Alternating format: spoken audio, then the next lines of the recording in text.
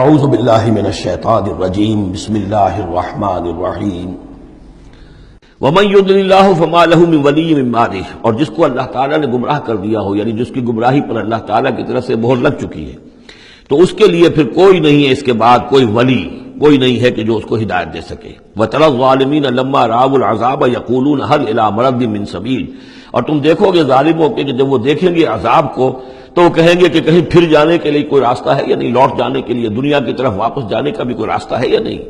وَتَرَاهُمْ يُعْرَضُونَ عَلَيْهَا، اور جب تم دیکھو گے انہیں کہ وہ پیش کیے جائیں گے عذاب کے سامنے، جہنم کے سامنے کھڑے کیے جائیں گے، خاشعین من الذل، ان کی نگاہیں زمین میں گڑی ہوئی ہوں گی اس ذلت کی وجہ سے، ینظرون من طرف خفی، اپنی کننکھیوں سے دیکھ رہے ہوں گے، اپنے ایک دوسرے سے بات کریں گے۔ وقال الذین آمنوا، اور اہل ایمان اس وقت کہیں گے، ان الخاسرین الذین خسروا انفسهم واہلیہم یوم القیامہ، واقعتاً تباہ و برباد ہونے والے تو وہ لوگ ہیں جنہوں نے اپنے آپ کو اور اپنے اہل و عیال کو قیامت کے دن اس خسارے اور اس تباہی میں مبتلا کیا۔ الا ان الظالمین فی عذاب مقیم، آگاہ ہو جاؤ کہ یقیناً یہ ظالم ایک مسلسل عذاب میں رہیں گے، قائم رہنے والا، دائم رہنے والا عذاب۔ وما كان لهم من اولیاء ينصرونهم من دون اللہ، اور ان کے کوئی مددگار نہیں ہوں گے کہ جو ان کی مدد کر سکے اللہ کے مقابلے میں۔ ومن يضلل اللہ فما له من سبیل، اور جسے اللہ تعالیٰ نے گمراہ کر دیا ہو اب اس کے لیے کوئی راستہ نہیں۔ اب پھر دو آیتیں بڑی عظیم آ رہی ہیں کہ جو اقامت دین سے متعلق ہیں۔ استجیبوا لربکم من قبل ان یأتی یوم لا مرد له من اللہ ما لکم من ملجأ یومئذ وما لکم من نکیر۔ وہی لفظ استجابت آ گیا، والذین استجابوا لربہم، وہاں وہ مدح کے انداز میں تھا جن لوگوں نے اپنے رب کی پکار پر لبیک کہا۔ اب یہاں پکار ہے، یہ سب کچھ تم نے سن لیا، پڑھ لیا، دیکھ لیا، سمجھ لیا۔ استجیبوا لربکم، اب اپنے رب کی پکار پر لبیک کہو۔ من قبل ان یاتی یوم لا مرد له من اللہ، اس سے پہلے کہ اللہ کے حکم سے وہ دن آ جائے کہ پھر جس کو لوٹایا نہیں جا سکے گا۔ تمہاری موت کا وقت بھی آ سکتا ہے، کل آ سکتا ہے، تم نے لمبے چوڑے پلان بنائے ہوئے ہیں، یہ میں کر لوں، ذرا یہ کر لوں، اس سے فارغ ہو جاؤں، اس ذمہ داری سے نمٹ لوں، پھر بس اپنے آپ کو فارغ کر دوں گا دین کے لیے۔ پتہ نہیں وہ وقت آتا ہے کہ نہیں آتا، تمہارے پاس اتنی مہلت ہے کہ نہیں ہے۔ دیر مت کرو، استجیبوا لربکم، اپنے رب کی، اور وہ استجابت کس بات کی؟ اقیم الدین ولا تتفرقوا فیہ، کہ دین کو قائم کرو اور اقامت دین اور اقامت دین کی جد و جہد میں اختلاف نہ کرو۔ استجیبوا لربکم من قبل ان یاتی یوم لا مرد له من اللہ ما لکم من ملجأ یومئذ، نہیں ہوگا تمہارے لیے اس دن کوئی ٹھکانہ، کہیں جائے پناہ نہیں ملے گی۔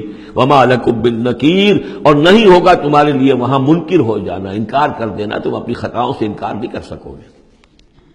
فإن أعرضوا، اب یہاں خطاب ہے حضور سے، اے نبی، فإن أعرضوا، اگر یہ اعراض کریں، اگر اللہ کی اس پکار پر لبیک نہ کہیں، اگر اس کے لیے کمر نہ کسیں، فما ارسلناک علیہم حفیظا، تو ہم نے آپ کو ان پر کوئی ذمہ دار بنا کر نہیں بھیجا ہے، آپ ان کے اوپر داروغہ بنا کر نہیں بھیجے گئے۔ ان علیک الا البلاغ، نہیں ہے آپ پر مگر صاف صاف پہنچا دینے کی ذمہ داری۔ یہ حضور کی طرف رخ کر کے فرمایا۔ وَإِنَّا إِذَا أَذَقْنَا الْإِنسَانَ مِنَّا رَحْمَةً، اور جب ہم انسان کو اپنی رحمت کا مزہ چکھاتے ہیں، فرح بها، تو اتراتا ہے اور خوشی سے پھولے نہیں سماتا۔ وَإِن تُصِبْهُمْ سَيِّئَةٌ بِمَا قَدَّمَتْ أَيْدِيهِمْ، اور اگر انہیں کوئی آ پڑے ان پر کوئی برائی ان کے اپنے ہاتھوں کے کرتوتوں کے بدولت، فَإِنَّ الْإِنسَانَ كَفُورٌ، تو انسان بالکل ناشکرا بن جاتا ہے۔ لِلَّهِ مُلْكُ السَّمَاوَاتِ وَالْأَرْضِ، آسمانوں اور زمین کی بادشاہی اللہ ہی کے لیے۔ عام طور پر آتا ہے للہ ما فی السماوات و ما فی الارض، یہاں پر دیکھیے نوٹ کیے للہ ملک السماوات و، اس لیے کہ اقامت دین، اللہ کی حاکمیت، نظام کا قائم کرنا، اس کی مناسبت سے للہ ملک السماوات والارض، زمین و آسمان کی بادشاہی اللہ ہی کے لیے۔ یخلق ما یشاء، وہ جو چاہتا ہے پیدا کرتا ہے۔ یہب لمن یشاء اناثا، جس کو چاہتا ہے بیٹیاں ہی بیٹیاں دیتا ہے۔ ویہب لمن یشاء الذکور، اور جس کو چاہتا ہے بیٹے ہی بیٹے دیتا ہے۔ او یزوجہم ذکرانا و اناثا، یا جوڑے جوڑے کر دیتا ہے کہ لڑکے بھی اور لڑکیاں بھی، بیٹے بھی اور بیٹیاں بھی۔ ویجعل من یشاء عقیما، اور جس کو چاہتا ہے باندھ کر دیتا ہے کہ اس کی اولاد نہیں ہوتی۔ انہ علیم قدیر، وہ علیم ہے، جو کچھ کر رہا ہے اپنے علم کی بنیاد پر کر رہا ہے، قدیر ہے، اسے ہر قدرت حاصل ہے۔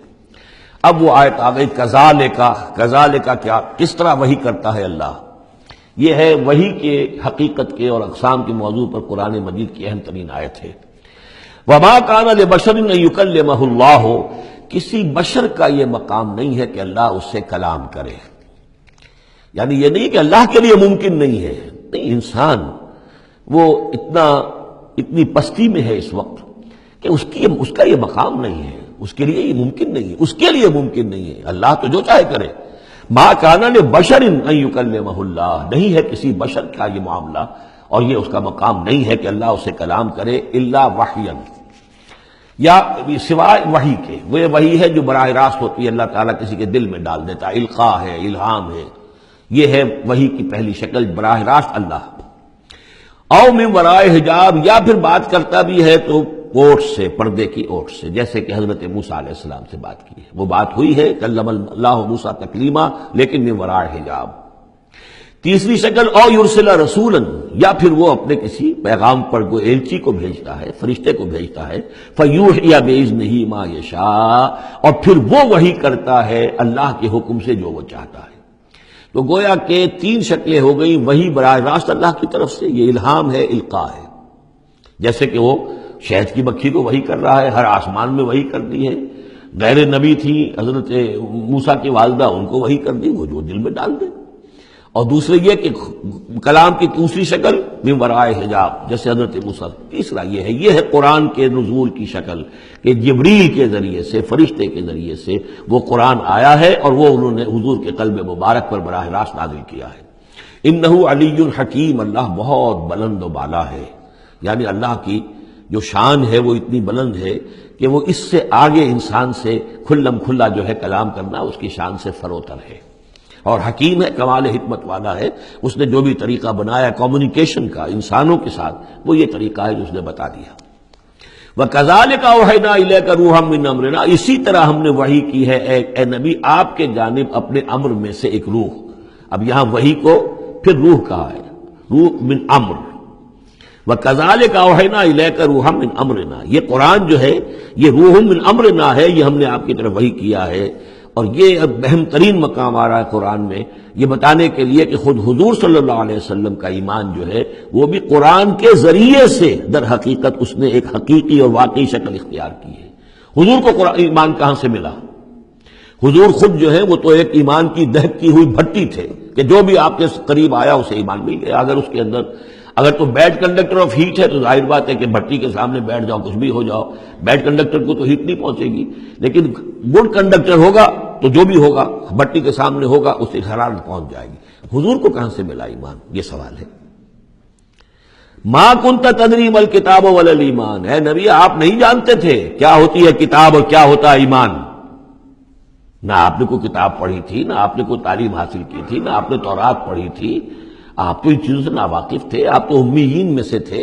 ما کنت تدری ما الکتاب ولا الایمان ولیکن جعلناہ، اس قرآن کو ہم نے بنایا ہے نوراً نہدی بہ من نشاء من عبادنا، وہ نور بنایا ہے کہ جس کے ذریعے سے ہم ہدایت دیتے ہیں اپنے بندوں میں سے جس کو چاہتے ہیں. اور یہ سب سے پہلے یوں سمجھیے جو میں نے عرض کیا ہے کہ فطرت انسانی میں ڈورمنٹ ایمان موجود ہے، تو روح محمدی میں سب سے زیادہ قوی، جیسے پیٹرول کی مثال آئی تھی کہ ذرا سی وہ دیوار سلائی ابھی دور ہی ہوگی، پیٹرول آگے بڑھ کر جو ہے اس کو پکڑ لے گا. اس طریقے سے نور علی نور، وہ نور جو نور محمدی میں موجود تھا ڈورمنٹ تھا. ہمارے علماء نے اکثر یہ کہا ہے کہ وہ اجمالی ایمان تھا، تفصیلی ایمان آپ کو قرآن سے ملا.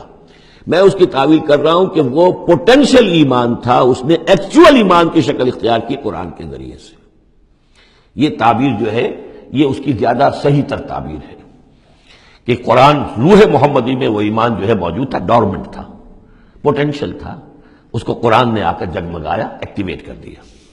وَكَذَلِكَ أَوْحَيْنَا إِلَيْكَ رُوحًا مِّنْ أَمْرِنَا مَا كُنْتَ تَدْرِي مَا الْكِتَابُ وَلَا الْإِيمَانُ وَلَٰكِن جَعَلْنَاهُ نُورًا نَّهْدِي بِهِ مَن نَّشَاءُ مِنْ عِبَادِنَا.